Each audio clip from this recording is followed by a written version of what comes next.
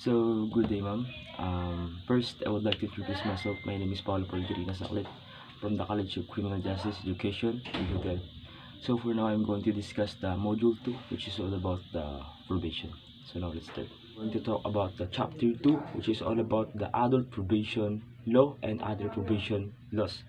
So, first is Lesson 1, Juvenile. So, what is the goals of the probation? So, first is to establish a more enlightened and humane correctional system that will promote the reformation of offenders and thereby reduce the incidence of recidivism. And also, number two is to provide a least costly alternative, the imprisonment of all offenders who are likely to respond in individualized community-based treatment programs because of the confinement of all offenders in prisons and other institutions with rehabilitation programs and constitute one rose drain of financial resource of the Philippines in our country. O purpose of the probation. So first is to promote the correctional and rehabilitations of an offender by providing him with individualized treatment, and then to provide an opportunity for the reformations of the offender, penitent offender, which might be less probable if he were to serve prison sentence. And number three is to prevent the commission offenses. Then also probation. When we say probation, it is a disposition or under which a defendant after conviction in sentence is released subject to condition imposed by the court and to the supervision of a probation officer.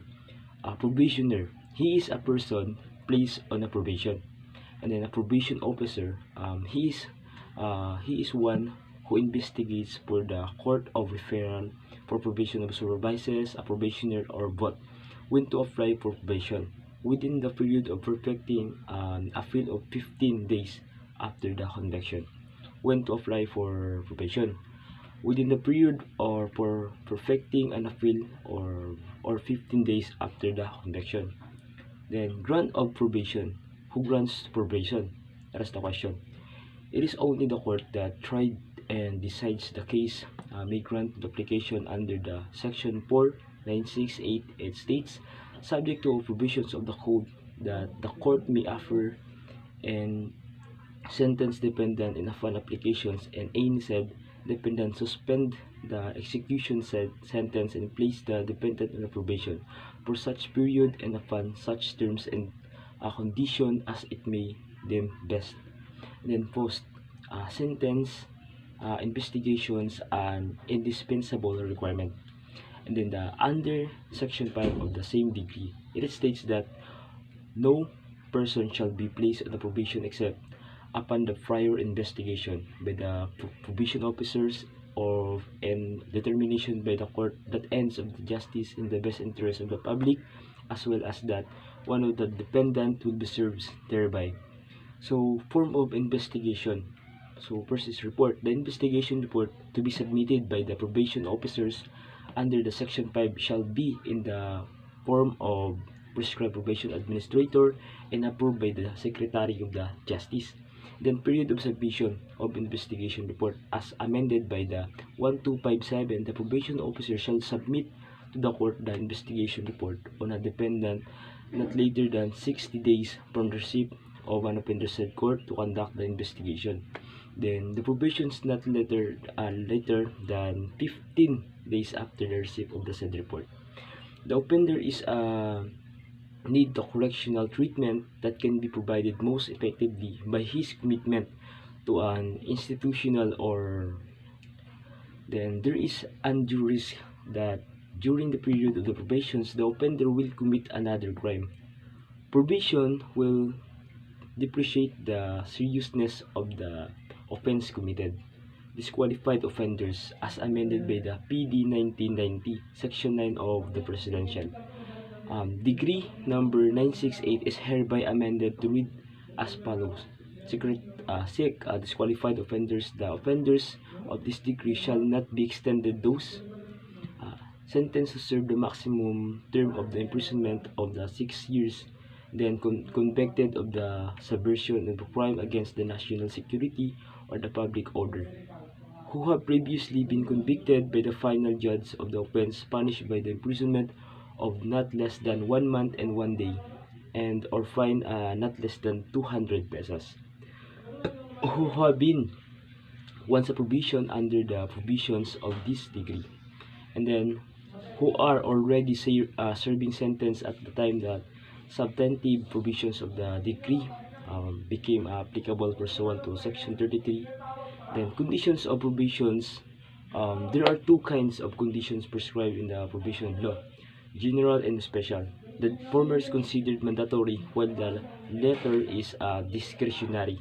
Mandatory conditions: present himself to a probation officer designated to undertake his supervision at such a place as may be specified in the order within 72 hours from the receipt of the said order. Report to probation officers at least 1 month, such as time and place specified by the said officer. Discretionary conditions: cooperate with the program of the supervisions, meet his family responsibilities, devote himself to a specific employment, and not change said employment without the prior written approval of the probation officer. Effectivity of the probation order. A probation order shall take effect upon its issuance, at which times the court shall inform the offender of the consequences and explain that upon his failure to comply with any of the conditions prescribed in the said order or his commission of another offense, he shall serve the penalty imposed for the offense under which he was placed on the probation. So, and then control and supervision the provision. The provisioner and his provision program shall be under the control of the court who place him on a provision, subject to actual supervision and visitations by a provision officer. If the principal penalty imposed be a prison, correctional, or arresto, and fine, he shall remain under the confinement until his fine referred to in the preceding paragraph is satisfied, but his subsidiary imprisonment shall not exceed 1/3 of the term of the sentence, and is no case shall it continue for more than 1 year, and no fractions or part of the day shall be continued.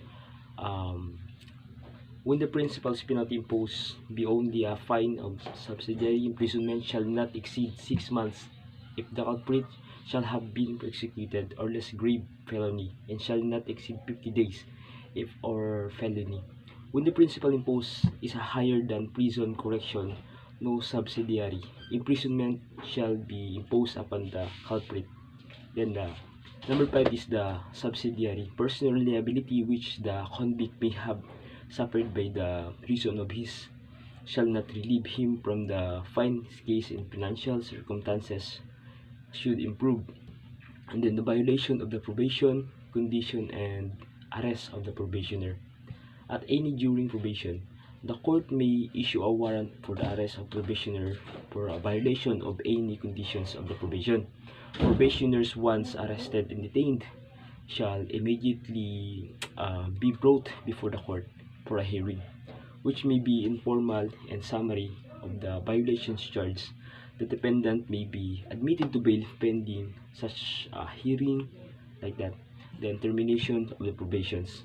After the period of the probations, upon the considerations of the report and the recommendations of the probation officer, the court may be ordered the final discharge of the probationer upon finding he has fulfilled the terms and conditions his probation, and thereupon the case is deemed terminated.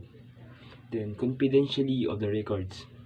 The investigation report and the supervision history of a probationer obtained under the PD 968 shall be privileged and shall not disclose directly or indirectly to anyone other than probation administration or the court concerned, except the court in its discretion may permit the probationer and his attorney to inspect the aforementioned document or parts of whenever the best interests of the probationer make such as disclosure desirable or helpful. So that's all for my presentation. Thank you.